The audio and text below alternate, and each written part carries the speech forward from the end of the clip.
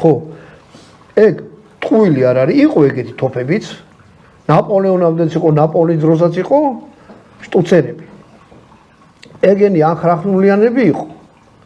უმეტესობა მომეცი ეგ თოფი აი ეს არის უკვე იმანო ისწოლა რა ქვია ბაშია ჩუკმა აი ესეთი თოფი თოფებზე არის სხვათა შორის ჩვენ გადაცემა გავაკეთეთ შეგიძლიათ ნახოთ და ეგ ნახე რა ხდებოდა იმას ჰქონდა შიგინა ხრახნი და იყო ზუსტი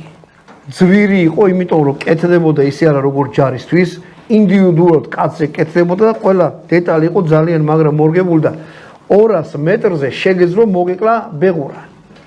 ისეთი ზუსტები იყო მაგრამ მაგას ჰქონდა ერთი მინუსი რომ ტყვიას რო ჩადებდი შიგრო ის იყო ხრახნი ტყვი არ ჩადიოდა ანუ ჩადებდი ამაში ხელი ტყვიას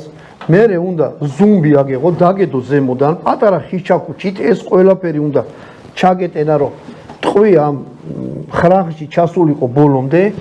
მერე უნდა გაგესწრო ანუ მე თუ ესეთი არაზუსტი თოფით 4 გასულას ვახტენდი ვისაც შტუცერი ქონდა ის ერთ გასულას ახდენდა ამიტომ ამ შტუცერები შეერაღებული იყო სუბუქი კავალერია აი ჰუსარები მაგალითად ცხენიანი ჟანდარმები და რამე ანუ სწრაფად მოვიდა ფლანგიდან ისროლა და გამოვიდნენ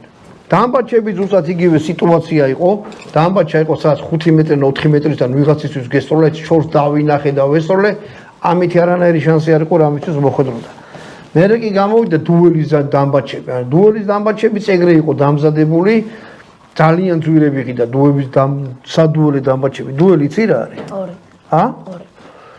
აი შენ მე შეურაცხყოფა მომაყენე და მითხარი რატო აქვს მაგხელა ცხვირი ხო მე კიდე